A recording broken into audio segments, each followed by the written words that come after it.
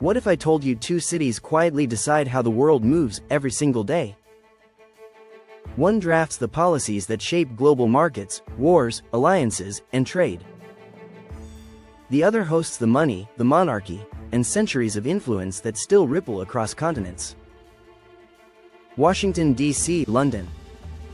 This isn't just a travel comparison. It's not skyline versus skyline. It's the capital of the world's most powerful modern nation versus the capital of an empire that once controlled nearly a quarter of the planet. This is power versus legacy. And the differences run deeper than you think. Let's start with Washington, D.C. D.C. doesn't feel accidental. It feels engineered. Pierre L'Enfant designed it with intention, wide avenues, sightlines, symbolism baked into the layout. There's a reason no skyscraper overshadows the Capitol dome. By law, buildings can't dominate the skyline. Power here isn't vertical. It's institutional.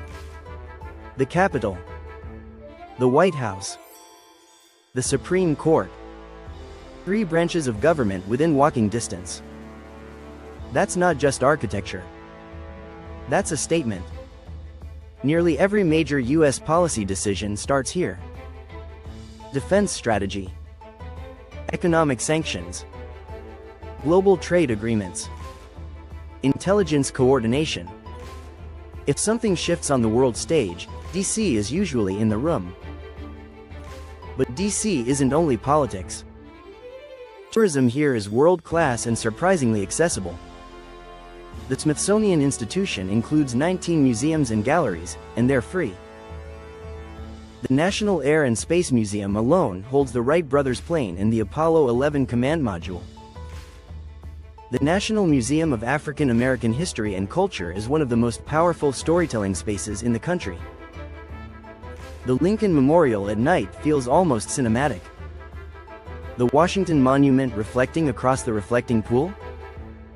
Timeless. And every spring, the cherry blossoms around the tidal basin pull in over 1 million visitors. For a few weeks, the city softens. The power suits give way to pink petals.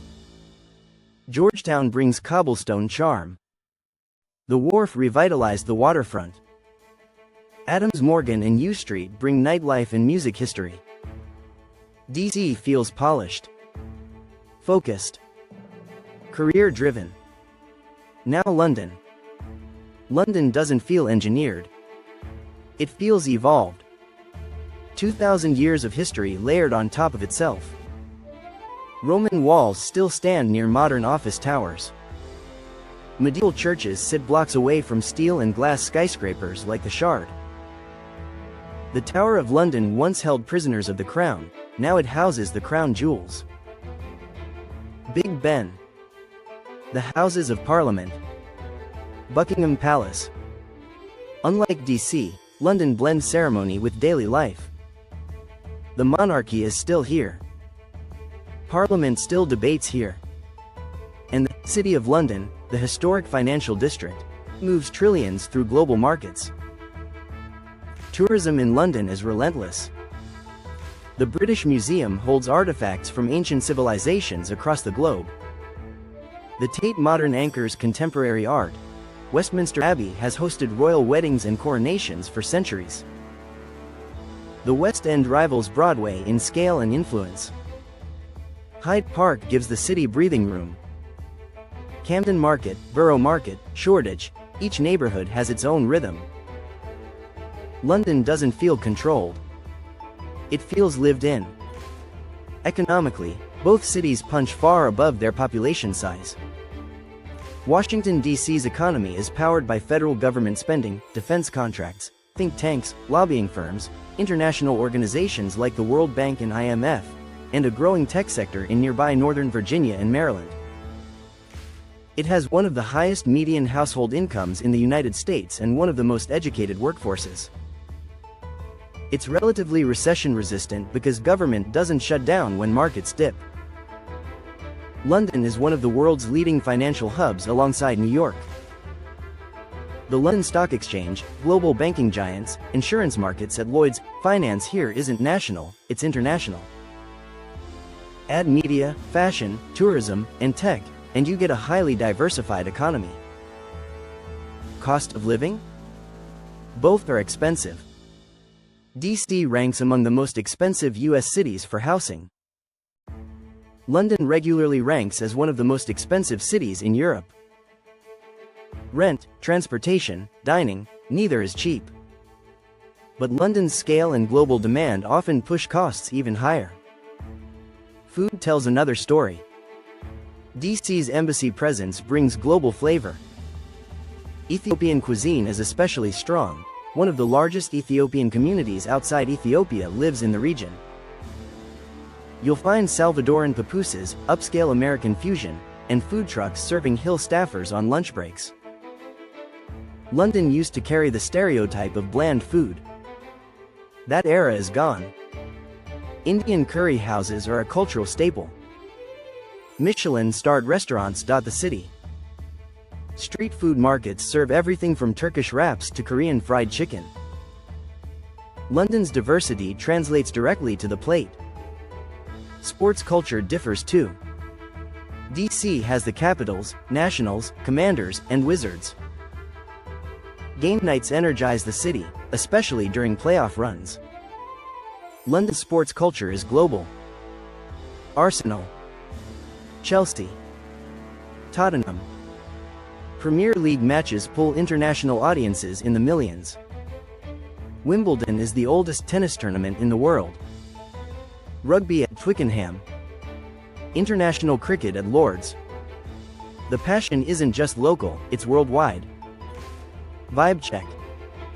DC feels ambitious. Structured.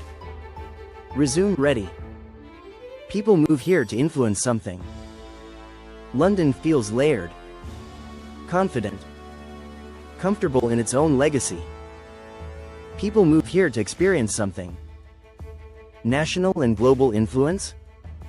Washington, D.C. shapes military alliances like NATO, negotiates trade deals, imposes sanctions, and influences global security strategy daily. London influences global finance, legal systems, culture, language, and diplomacy. English common law, parliamentary traditions, and financial standards radiate outward from here. One leads a current superpower. The other built systems that many modern nations still follow. Future outlook? DC's power is closely tied to America's global standing. As long as the US remains a dominant force, DC remains a command center. London, even after Brexit, remains a financial and cultural heavyweight. Its global connectivity doesn't rely on one sector alone. Final verdict. If you respect direct political power, structured influence, and institutional authority, Washington, D.C. stands tall. If you respect historical depth, financial reach, and cultural dominance layered over centuries, London takes it. One city writes the rules of today. The other helped write the rules of the modern world. So the real question isn't which city is better. It's which kind of power matters more to you. Team DC or Team London? Comment your pick. Like if capital cities deserve real conversations. Subscribe City Clash.